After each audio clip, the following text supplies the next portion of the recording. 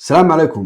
waxaan isku dayayaa barmaanta inaan u baaqo qolooyinka aaminsan Ilaahay inuu yahay Masiixi oo kitaabkoodana si fiican u kala yaqaana.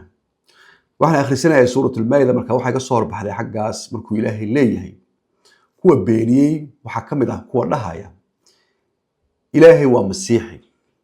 Inta haddaan isla yar eegno horta waxaan ay beeninayaan waa kitaabka Quraanka. Maaha micnaheedu inaad beeninaysiin kitaabkiina. taasaan isla garanno.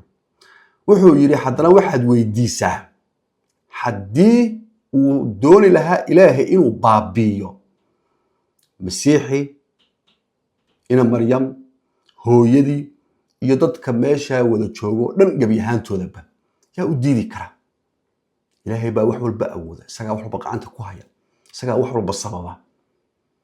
waa su'aal uu qalbiga dadka kitaabka Ilaahay aaminay ku adkeynayo oo uu leeyahay markay idin la yimaadaan anaga xaq ku taagana oo anagu ba Ilaahay waan rumaysanahay laakiin Ilaahay waxa weey Trinity su'aashan weydiya ha idin ka jawaabaan hore su'aashan boqolaal jeer baad ka jawaabteen oo la idin weydiiyay laakiin waxaan rabaa maanta inaad uga jawaabtiin si uga duwan sidii hore badanaa waxaad sheegtiin in uu Ciise u dhintay dadyooga dartood sidoo u badbaadiyo laakiin su'aashan uu Ilaahay hore idin weydiiyay ma aha tu ka salaysan badbaadiyo dad kale naxariistoodiyo waxa weey tu uu Ilaahay dhahayo yaa idiidi karaan inaan nafta ka wada qaado oo wada baabiyo waxaan oo dhanba.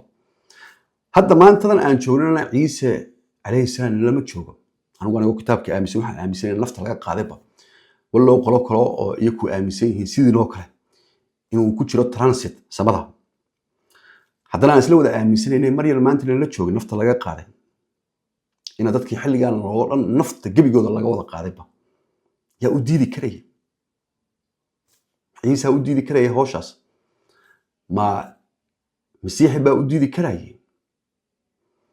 su'aashaas hore uu Ilaahay idin weydiiyay haddii aad jawaab lagu qanci karo oo toos u abaarayso waxaad ku guuleysateen markaas inaad Ilaahay hadalkiisii daaqada ka saartiinba oo khilaaf ka dhaxashiin Quraanka. waa Ilaahay baa su'aasha isagu idin weydiinaya oo xujo inaga dhigaya oo haddana dhahaya wax khilaafa kama heli kartiinba Quraanka oo haddana dhahaya xaqi way kitaabka Quraanka. anigu uma guda galayay inaan dhaho markuu Ciise isagu u dhimanayay dadyowga badbaadadooda ma loo ogolaa dadka inay koow ka siiyaan dad kale ilaan wuu dhintay iyo kooba laga siiyay waa marka erayaasha la tala adeegsanayo waa two different qofka marka qabatiyo dishi qofkaas kama u dhimanay ama waxa uu dhimanay waa la dilay yani contradiction yal fara badan iyo iska hor imaansho fara badan baan keeni karaa dooda waxa soo dhan laakiin Ilaahay xitaa kuma soo darin meeshan hadda waxa weey su'aal cad oo toos loo baahan loo abaaro yaa u diidi kara Ilaahay haddii uu doon lahayn sidaas sameeyo baabiyo gabigooda ba.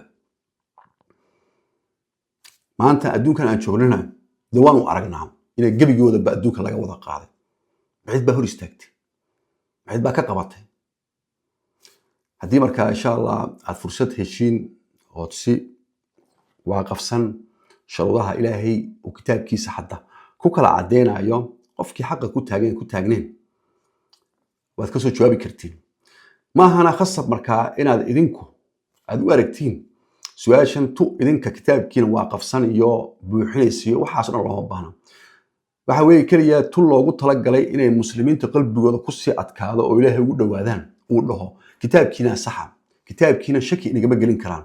marka ku soo dhawaada su'aasha uu Ilaahay hore idin weydiiyay.